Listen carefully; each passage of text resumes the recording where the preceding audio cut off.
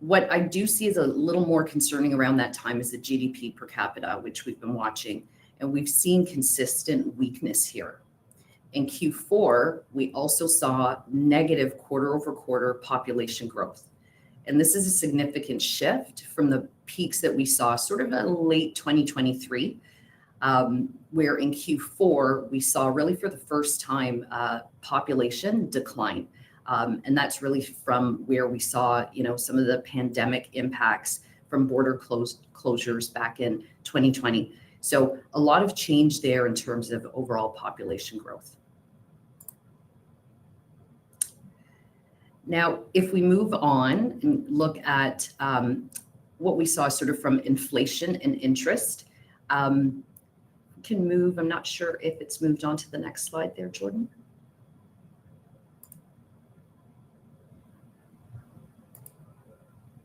There we go, should be good. Okay, thank you. So it's just not moving on to my screen. So here, just taking a look, at inflation and interest rates, I think there's some good news here. So we did see interest rates finally bottom out and sort of stabilize around 2.25%. And this aligns with what we've seen with inflation, which really settled sort of in that mid 2% target range. But what we've still continued to see and are seeing even now is the shock of inflation prices impacting consumers. And that pressure just continues to go upwards. And we're definitely seeing that start to have a strain and impact what we're seeing in fraud overall. Now, the temporary GST break that we saw sort of late 24 provided some relief. But what we are seeing is the rise in essential goods like groceries, restaurant purchases. That's having a big impact. When we look at overall gasoline prices, that has helped. We have seen that falling, and that's helped to sort of decelerate what we've seen with inflation and the overall high cost of living. But we are continuing to see this impacting consumers. And where I'll dive in a little bit deeper is how this has had an impact on what we're seeing with first-party fraud, which has become a big primary driver. Thank you, Jordan. So now let's actually take a look at what we were seeing over in the industry at the time. So from a fraud perspective, when we look overall at the fraud rates, we do actually see them improving compared to what we saw in Q4 2024.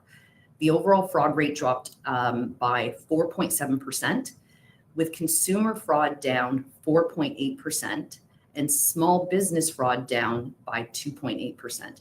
And just want to do a little call out for small business fraud here. That's something we have seen definitely trickling up year over year. So good thing to see that there has been some more addressing of fraud activities in that space. Certainly something we want to watch. We are seeing, some of the improvement really being driven by a lot of the third-party fraud that we have seen over the past few quarters. After reaching sort of that high in about Q4 2023, third party really spiked. And for those of you who've joined us before in the past, what we've really seen is targeted attacks from fraudsters, really looking at stealing consumers' information, taking over their accounts. But we've now seen a lot of that kind of dwindled down a little bit, and third-party fraud has actually fallen more towards 0.20%. Now, where the shift is, and some of the economic indicators have kind of led us to this point, is first-party fraud. We are seeing it peak, and right now, the first-party fraud rate is roughly at about 0.33%. And this is a significant shift in what we've seen with the overall third-party fraud rate. So first-party fraud has now officially overtaken third-party fraud. And again, what we're seeing is the impacts of the economy. Having consumers, as we've talked about before, really feel okay with telling a little white lie and misrepresenting themselves to really survive the economic pressures. And qualify for credit they might not otherwise be able to do. So let's dive in a little bit further and see how these trends are continuing from a demographic perspective. So when we look at the demographics, we do see, and again, common theme, this is not necessarily new, but a continued pattern. We are seeing consumers aged 26 to 35 experiencing the most credit stress. And this is actually reflected from what we are seeing in delinquency rates as well. They also currently hold the highest first party rate in the country, exceeding 0.40%. And when we take a look at the map overall on the right, you'll see that Ontario and Alberta remain our highest risk provinces at 0.37%.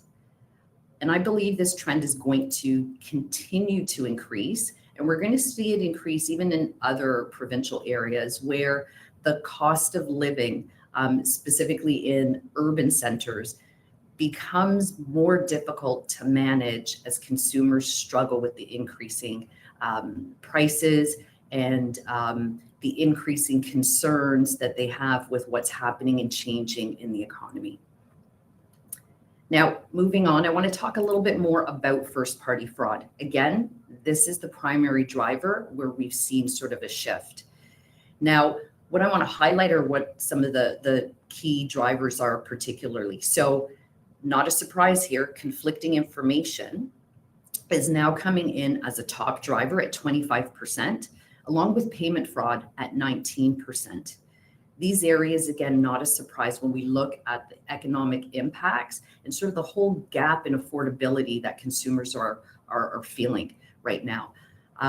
We do also see sort of as some secondary drivers, account abuse in at 14%, as well as falsified financials at 13%.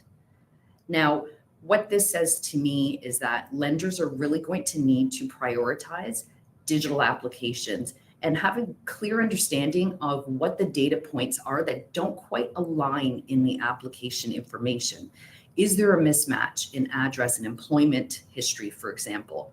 These are some key indicators and red flags that you're going to need to pay more attention to, especially as we see throughout this year, consumers are going to continue to feel the pinch.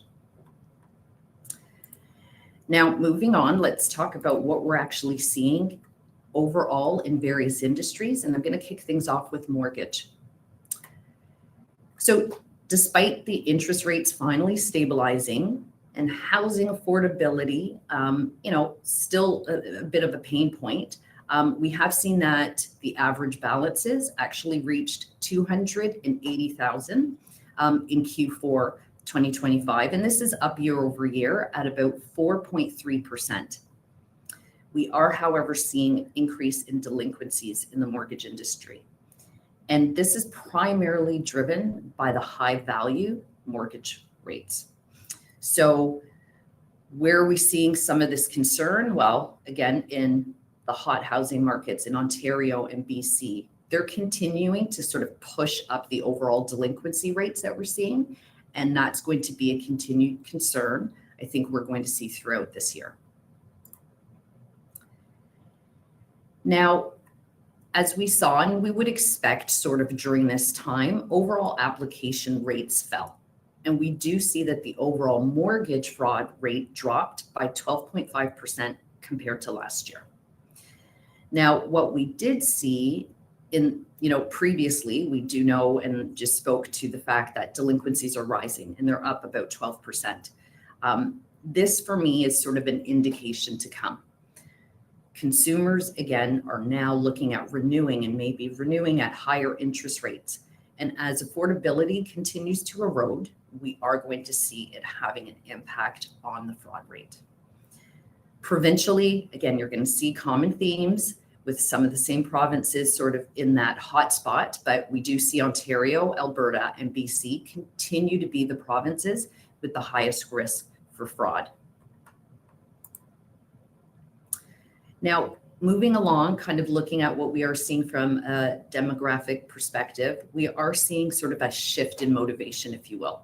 And so now the number one reason for mortgage fraud is falsified financials at 29%. And this is again, as applicants are trying to bridge that gap.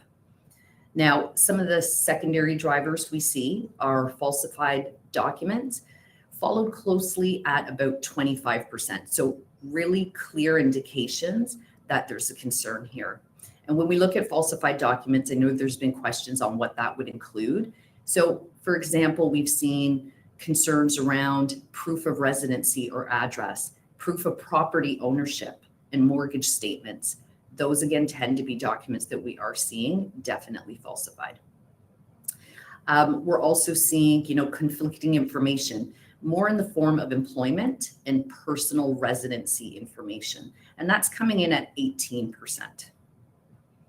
Now, when we look at sort of the millennials and older Gen Z, that 26 to 45 age group, they're actually driving up a majority of the fraudulent applications, and they tend to make up the largest pool of consumers actively trying to buy homes. So definitely a target group we want to focus on.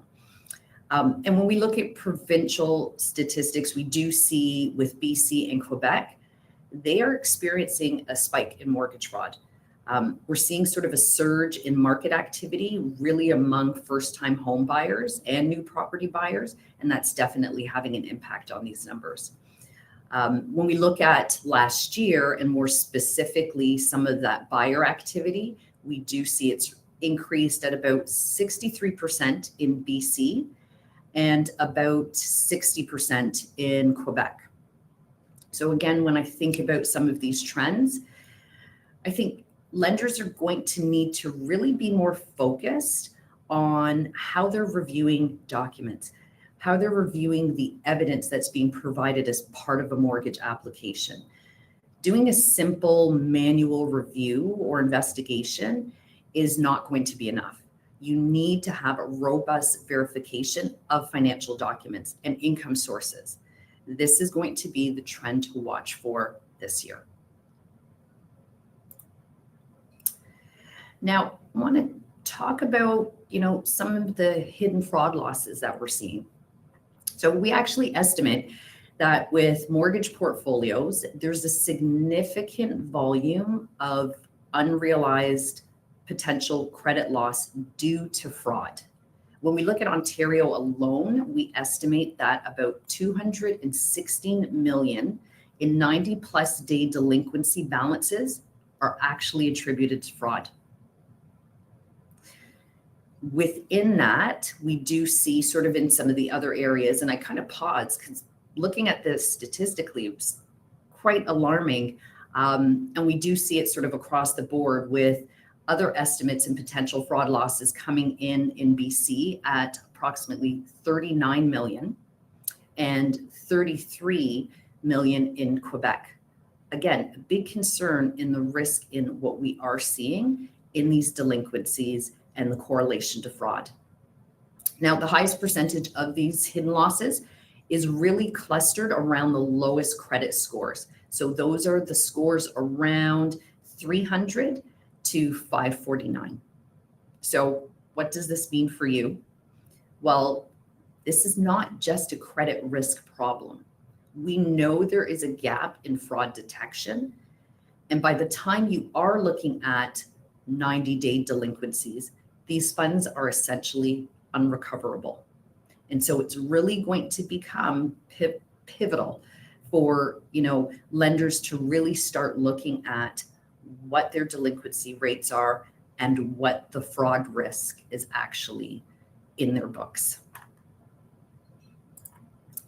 So moving on to auto's certainly been, top of mind from a fraud perspective when I'm out there talking to many of you. And we've actually seen sort of this market become a lot more active, but it has been cooling. And so we are actually seeing origination volumes dropping to 5.2% year over year. We also saw a change in overall balances increasing year over year by 5.3%. And this is on new vehicles. And when we look at the used car market, we do see the actual balance increase at 3.1% for used vehicles. Now, what's more interesting in the auto space, and going to be telling from a fraud perspective as well, is sort of the shift over to leasing. And we are seeing leasing balances surging over 12%, while we're seeing traditional auto loans only grew about 5%. So something interesting there happening is we're starting to see the shift in the market. Now, moving on and looking at the overall fraud rates for auto, we are seeing they're improving both for first party and third party fraud. They're actually down overall. And if you look at the chart on the left, you are going to see that the number of applications, again depicted by the gray bars, this is actually showing that we did have a peak probably back in about 2023, but that has since declined. Now, we do see overall improvement in auto fraud rates across all regions. That being said, and again, not a surprise, here Ontario, again and again in some of these statistics, but Ontario remains the highest risk province for auto at 0.39%, followed by Quebec at 0.20%. Now, despite the fraud rates actually moving lower, we are seeing fraud related to credit losses in the auto sector, representing about 72 million in potential losses in Canada. Again, Ontario and Quebec are sort of leading that risk profile, if you will, with estimated losses at 40 million and 13 million respectively. And again, we are seeing a certain demographic with consumers aged 35 and under having the highest portion of fraud-related credit losses. So fraud is making up the largest percentage of the total 90-plus day delinquency balances for this younger cohort. Really telling here. And so for lenders, as we do see Gen Z and millennials kind of cruising towards this leasing, where we are seeing that surge of 12% overall year over year, it's going to be critical that you're screening for first-party fraud misrepresentation. We know this is up, and we know as we're seeing this shift over to leasing, this is where we are going to see a continued risk. And while fraud rates are down, we do see the overall dollar losses per fraudulent application are increasing, another trend to watch.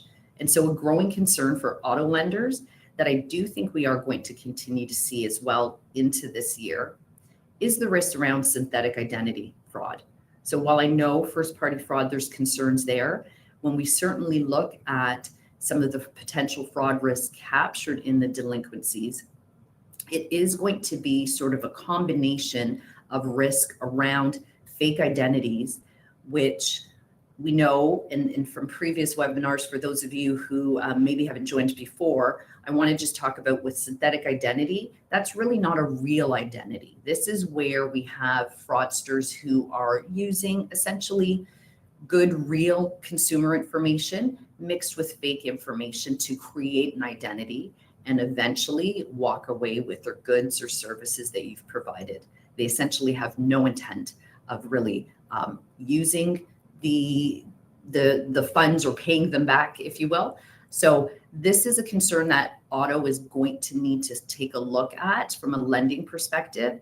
I do see these fake identities already being used to leverage access to, for example, we're seeing it happening a little bit more in leasing right now, where high valued vehicles are being exported out of the country. So these fraudsters are using these synthetic identities. They're going out and leasing multiple vehicles and shipping them out of the country. Again, little recourse once they're gone. And so it is going to be critical that you continue to look at these types of fraud risks on your book and what might be sitting there today. So let's move on to credit card. Now, with cards, we did see new originations in credit cards drop at about 3% compared to Q4 2024. And we had what I would say sort of a quiet holiday season with credit card spending for 2025 very subdued when we compare year over year and to even prior years. Now, inflation spending, when we look at that, it did drop in December to about 2,297, falling about 0.7% compared to the same time year over year, 2024. And as we look at delinquency rates rising, and this is again led by BC, up 12%, and Ontario up at 11%, first-party credit card fraud is following this same delinquency pattern. So let's dive into that a little bit more. Now, while we have seen a drop in the fraud rate, we are seeing a mirrored rising in delinquency rates in the markets, especially in the areas where there is a high cost of living. Consumers are misrepresenting the details, really again, to secure credit so they can manage everyday expenses. And this is only going to continue. Now, across most provinces, third-party fraud, and that's the blue bar, remains lower than first-party fraud. And that's depicted by the red bar on the map graph to the right. Now, credit card fraud is highly regionalized. And so you do see Quebec there sort of leads the country with first-party fraud at a rate of 0.19%, followed closely by Ontario at 0.18%. And we are seeing some outliers there. I'm not going to dive into that in too much detail, but something I certainly want to watch is some little spikes that we're starting to see in other provinces, such as Saskatchewan. And I know there was a question about what we are seeing in, some of the other provinces, but this is certainly something to watch for. Again, when we look at the overall population rate in some of these provinces, to start seeing a slight spike definitely becomes a concern. So something to watch for as we look at the rest of the year. Now, if we look at the overall fraud-related credit losses, they are a growing concern, and to me, an indication of the increasing risk. We're seeing about 196 million in potential hidden losses across Canada in the credit card sector. This is quite significant. And Ontario is essentially at what I would say is sort of a crisis point, representing the greatest risk across Canada, with potential losses reaching 123 million. So while we do see risk across all age groups, again, it does appear to be way more pronounced amongst younger consumers.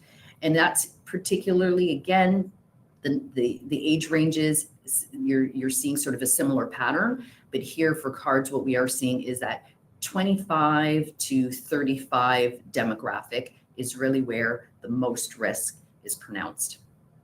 So for lenders, what do you want to be thinking about is it's going to be more imperative than before, I think, this year, really being able to distinguish between a victim of a fraud scam who might have had their identity taken over, or is the intent really a synthetic identity and the fraudster has no intent in paying back the application, or they do plan to ship away the goods.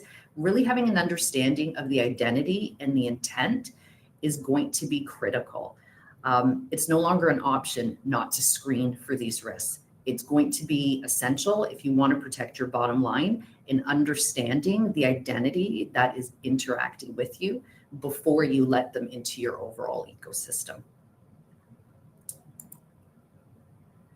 Now, if we move on to banking, we do see a shift really in the intent behind fraud. And again, you're going to keep hearing this first-party fraud theme. So while we have seen third-party, account takeovers, especially in banking, have been a primary headache year over year, first-party fraud has now taken the lead. And so again, a rising concern with the impacts that we are seeing in the economy and how it's affecting multiple industries. So if you take a look at the chart on the left, you do see the total fraud rate in banking has actually dipped slightly by 3% compared to last year. And if we look at the orange line, this one's interesting here in banking and deposits. We do see small business fraud rates have actually increased with first-party fraud up 34% year over year and third-party fraud up 20% year over year. And for small business, this is depicted by the orange line there on the chart on the left. Now, if we look at the portion of synthetic identity fraud applications, we've actually seen that more than double, surging 15% in about Q4 2024 to 30% in Q4 2025. So I would say message to lenders is it's going to be imperative to start focusing your efforts on small business fraud risk, especially in the area of banking and deposits. We are seeing, fraudsters using synthetic identities, again, to operate and act as real consumers, but they're also using these identities to open and operate small businesses that they really have no intent on running. And so these are going to be some key areas we need to watch out for, specifically in this industry around small business. Now, if we move along, looking at the year-over-year change in fraud drivers, we actually found that in Q4 2024, falsified financials accounted for about 1% of banking fraud. Well, now we move ahead, and now we've seen it's skyrocketed a year later to about 21%. Again, this is falsified financials. And we also found that conflicting information, account abuse, they're really sort of the top 4 drivers and reasons for all first-party fraud applications. Again, conflicting information. This is where we are seeing the consumers themselves misrepresenting the data and falsifying financial documents in order to qualify.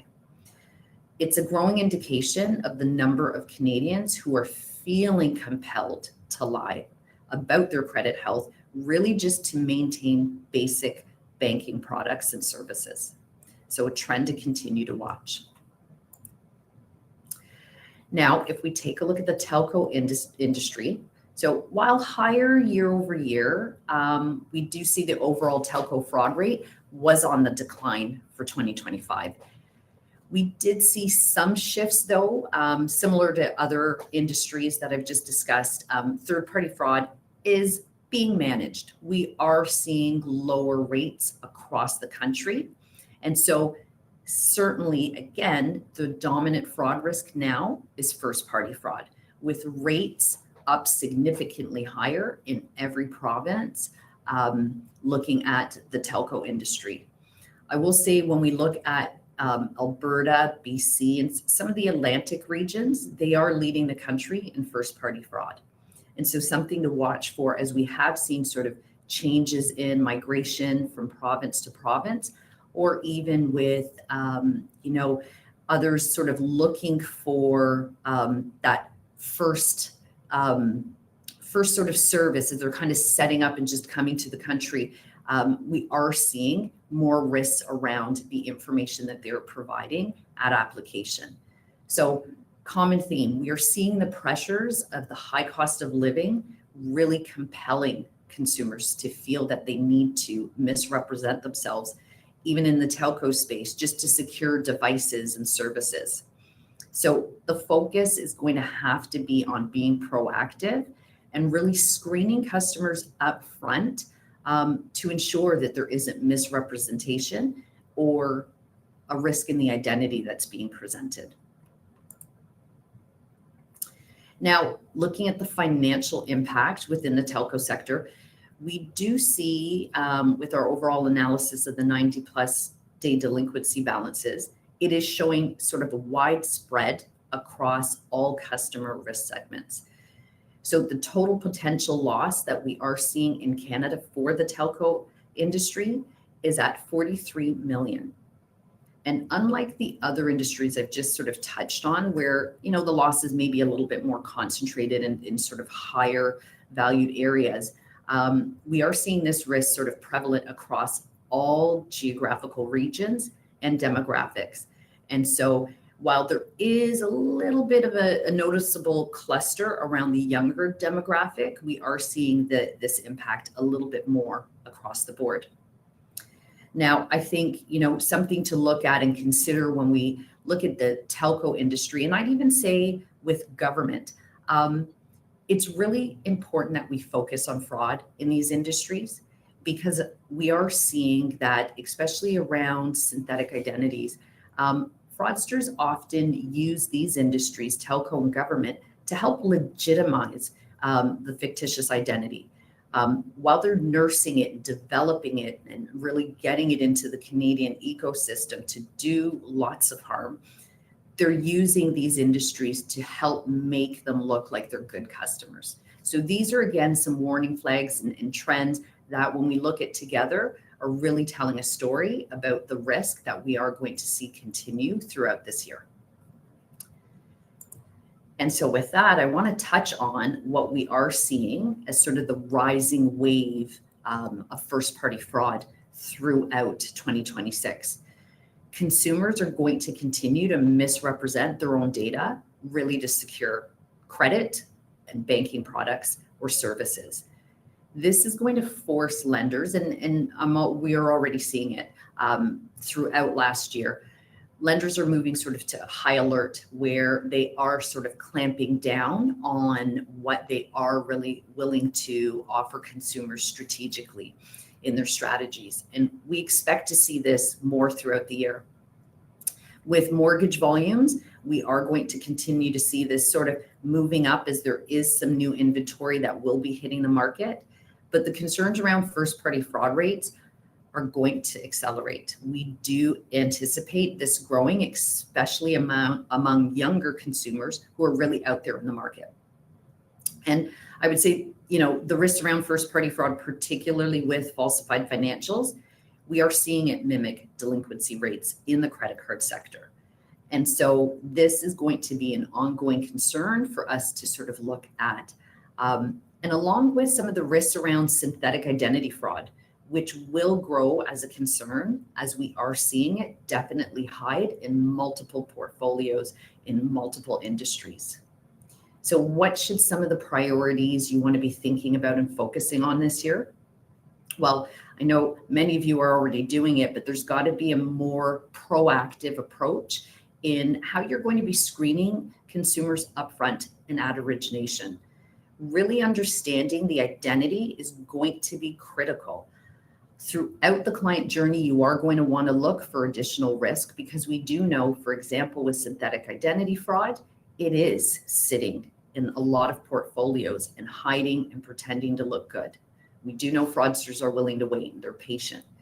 So some of the things you need to be thinking about as lenders is how you can leverage identity and risk signals, different insights to help you understand the potential fraud risk without impacting your good creditworthy customers. And so you need to be looking at identity risk scores that are going to help you at origination to understand, is there a first-party fraud risk here? Is there a risk that this identity is a synthetic identity? And these are certainly areas in which Equifax can help. You also need to be thinking about how you're addressing AI document fraud. We are seeing document manipulation a continued concern in every industry. And so leveraging solutions like Document IQ that use AI to combat the AI fraud that is out there helps you understand and make quick decisions without having to do manual reviews of documents that are provided as evidence that may have been tampered with, may have some manipulation in there. We're able to help you identify that so you can, again, focus on the applications that have the most risk and not impact your creditworthy clients. You also want to look at authenticating or building out your authentication strategy, if you will, and how you know your customers, what details you have and insights that really help you understand their credit health and their risk at any stage, whether it's origination or later on in transactional journey. If you are seeing risk, it's being able to pull and leverage those insights to understand, again, could this be a victim of fraud and their identity's been taken over? So really leveraging the right data and insights to help you understand the identity and what risk it poses at any stage is going to be critical. So now I've given you a lot of information, and we've talked about, the industry trends and the concerns around first-party fraud and how that is going to grow.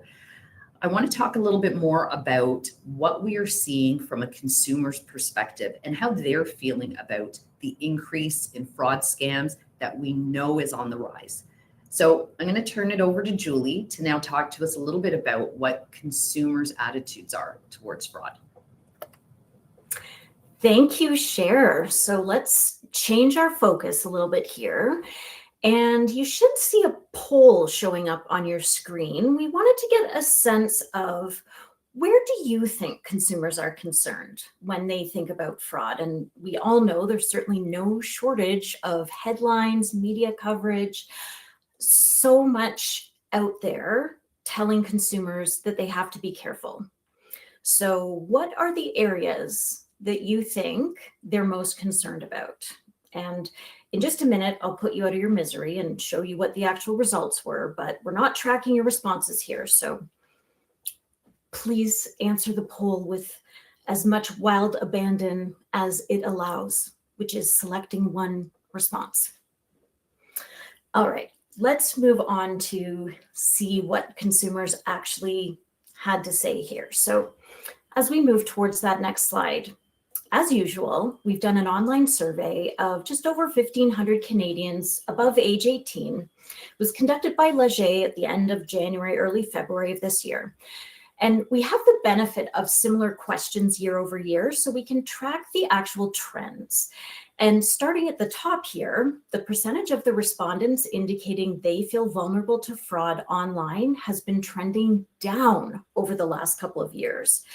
The peak was in 2023, when 85% of the respondents agreed with that statement. In 2024, we went from 85 down to 80%. In 2025, down to 75%. And now 62% are responding that they feel concerned about or vulnerable to fraud in that scenario. Clockwise, moving to on the go, we've seen that drop from 53% in both 2023 and 2024 to 41% in 2025, and now 33% this year. Turning to the at-home category, another drop, 34% in 2024, 31% last year, and now 25% in 2026. Swinging over to the left side in orange, 21% of the respondents indicating feeling vulnerable when they're in store, which is roughly on par with the last couple of years.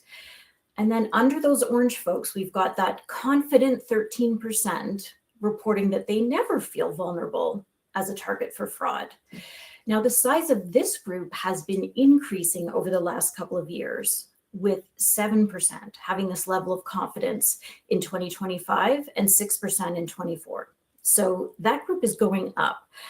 But I don't want to forget about those who say they don't know or they prefer not to answer, because that cohort has been on the rise, which indicates some uncertainty, lack of confidence in knowledge in this area. So we saw that rise from 4% back in 24 to 6% last year, and now 8% in 2026. It's interesting to see that many of these vulnerability concerns really have trended down from the last year.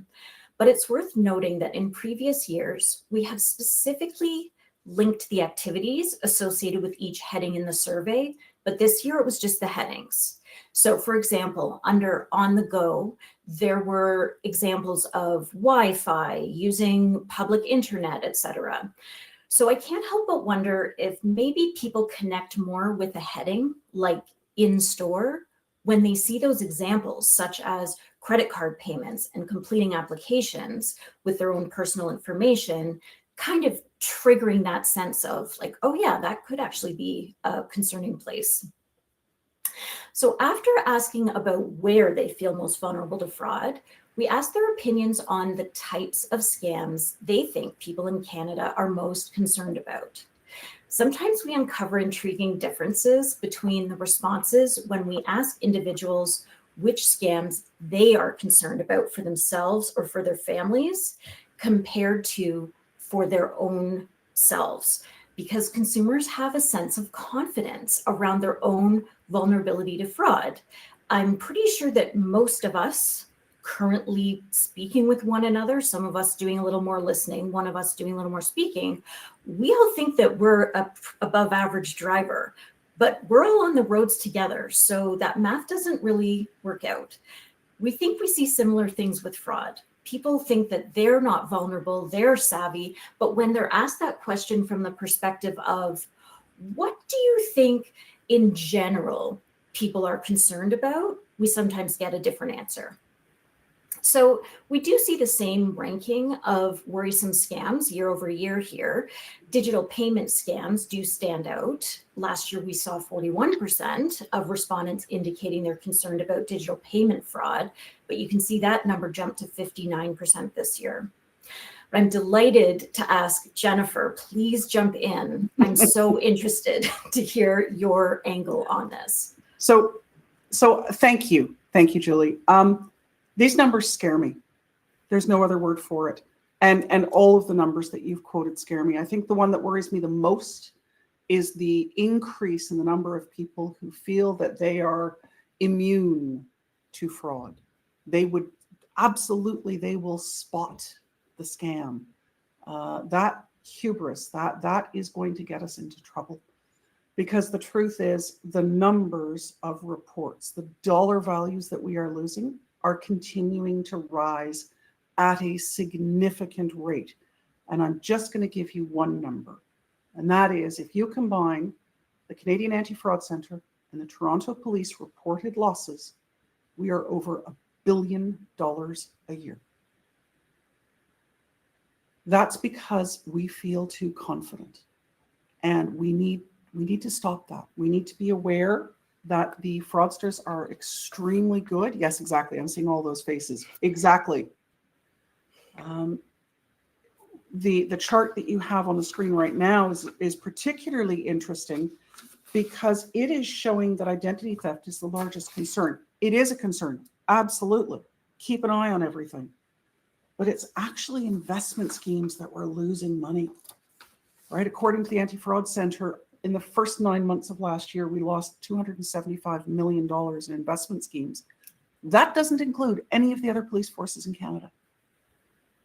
And what's really concerning is that the Better Business Bureau reported that 87% of those who reported being targeted were victims to this type of loss. So in other words, I saw a scam that came through my system. I saw it, I recognized it, I knew what it was.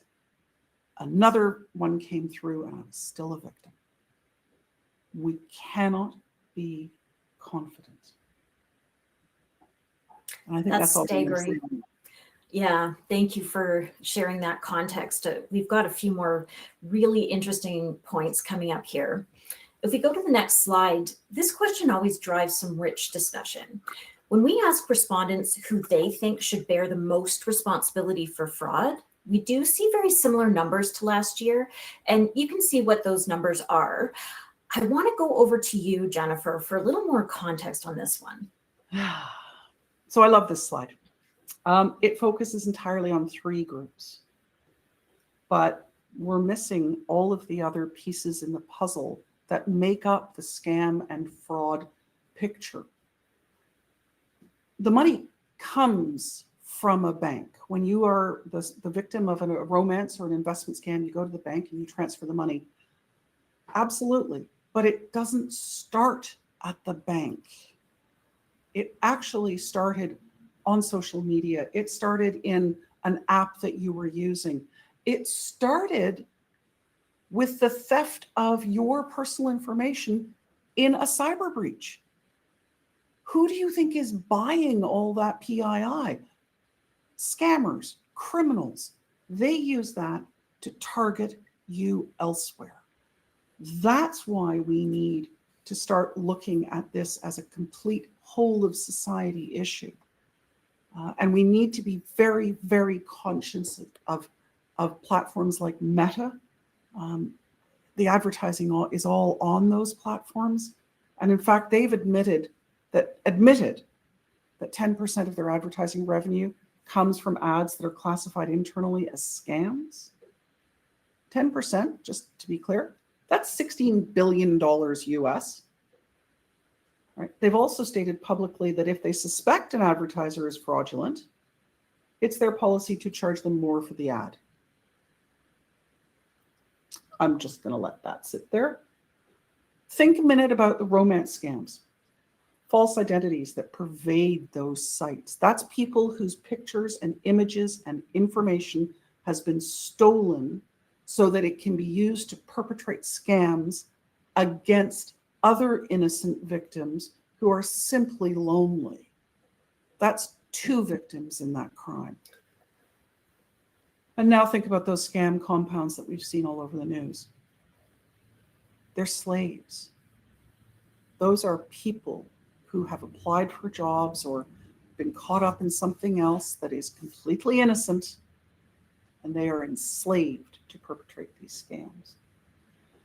So who should shoulder the responsibility? All of us. This requires a whole of society approach. And truthfully, it actually requires a global approach.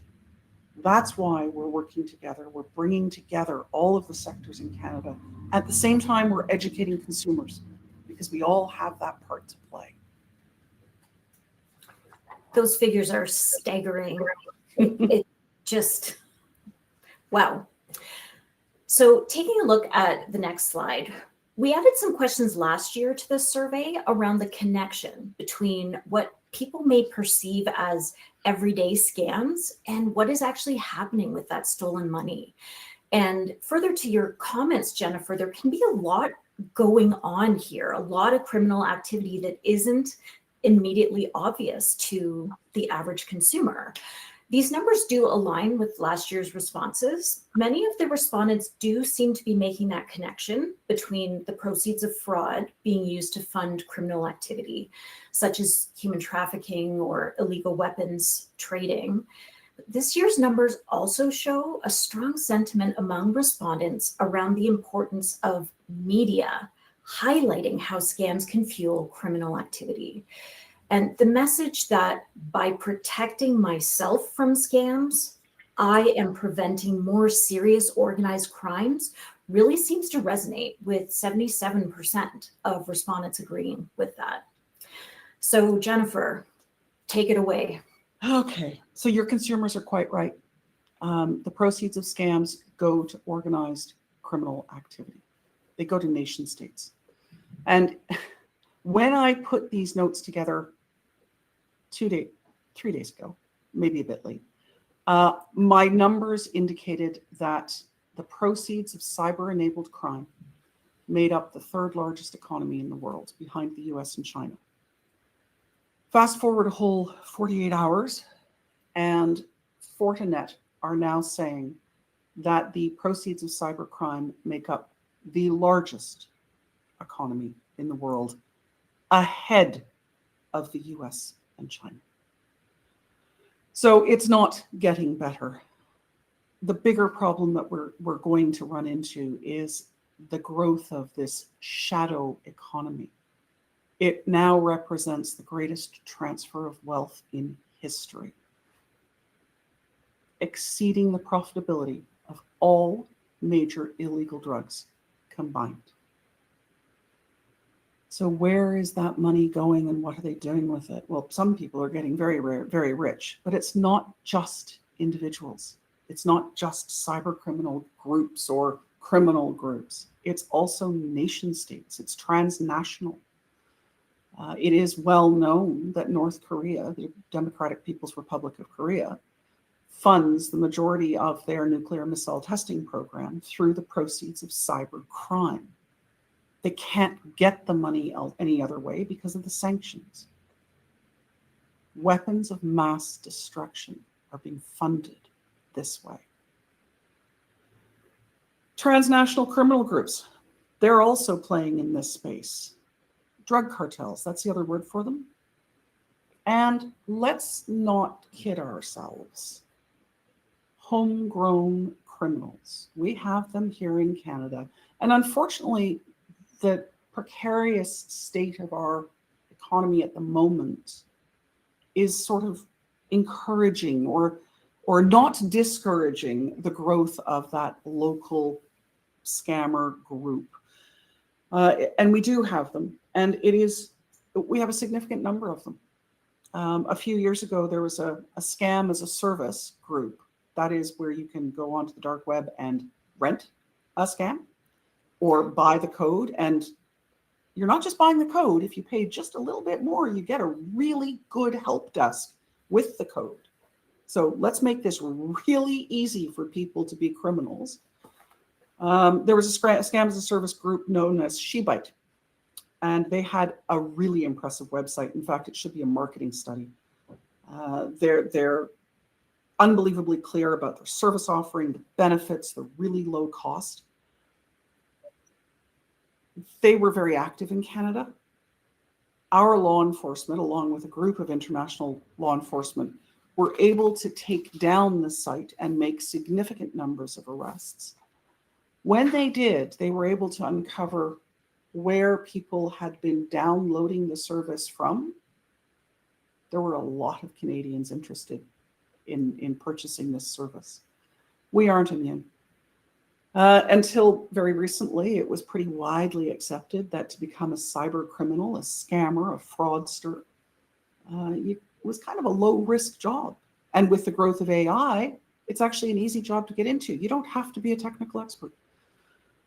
But we're getting better at stopping them. Law enforcement is doing a phenomenal job, in fact, at stopping them, shutting them down. Law enforcement around the world are working together. So let's encourage that. But they can only do that if you report. You need to report. Jennifer, I bet you're a very popular dinner party guest with everyone clamoring to sit next to you with all these puppies and rainbows and happy stories that you bring.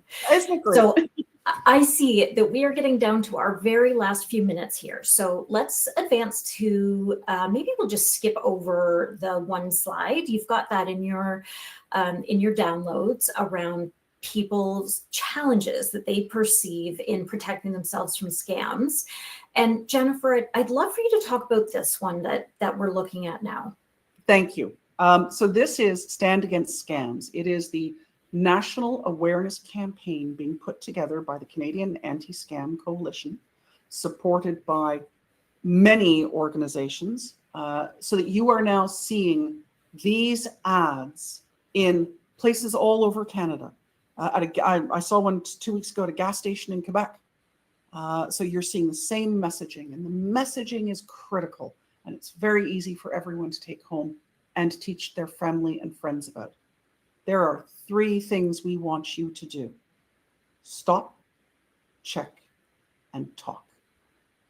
If you get an email that tells you that you could possibly win $10 million, but you can't tell anybody, and you need to click on this link, stop. Let your brain take over. Stop and think about it. If you get that text message or that phone call, "Hi, Mom, I'm in jail," yeah. Stop. Check.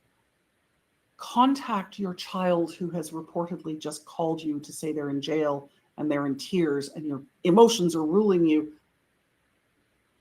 Pause and think. Call your child. Are they really in jail? Call their friends. Chances are pretty good they're not. That's the check. Call the number on the back of your credit card. You get a call from the bank saying your credit card's been compromised. We'll help you fix that. Call them back. Hang up. Call back. Check. And finally, and this is perhaps the most important, please talk about it. Tell people the scams that you have seen. If you have been made a victim, remember, you are the victim. There is no shame in it. These guys are good. There's a reason that they make so much money. Talk about it. Tell others. Don't let your neighbors and friends also be victims, because you could have simply talked. about it. So that is the messaging of the Stand Against Scams campaign put out by the Canadian Anti-Scam Coalition. And the coalition is supported by, as you can see on your screen, financial services, telcos, technology, government, it's everybody. And by you, the individual consumers, in what it is you do. That's it.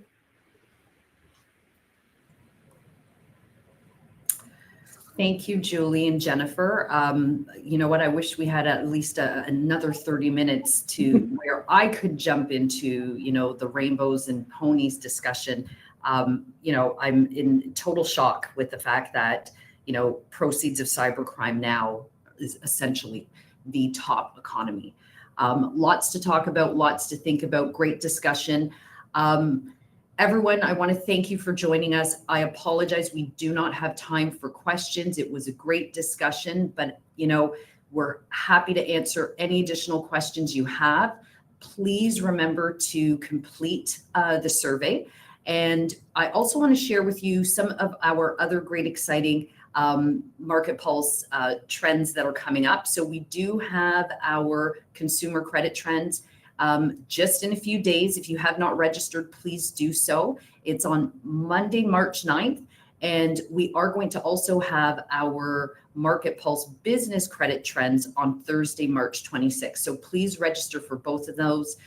We've got more to talk about in what we are seeing, and happy to answer any additional questions. We will certainly get back to you as you fill out the survey. If there's any more information you'd like to learn, we're happy to get back to you directly. Again, apologies we didn't get to all of the questions, but I do think it was a great discussion and lots that we've learned here. Again, make sure you're vigilant and you're doing your part to combat fraud and fraud scams. It is going to be a serious year when it comes to fraud. Thank you, everyone, and enjoy the rest of your day.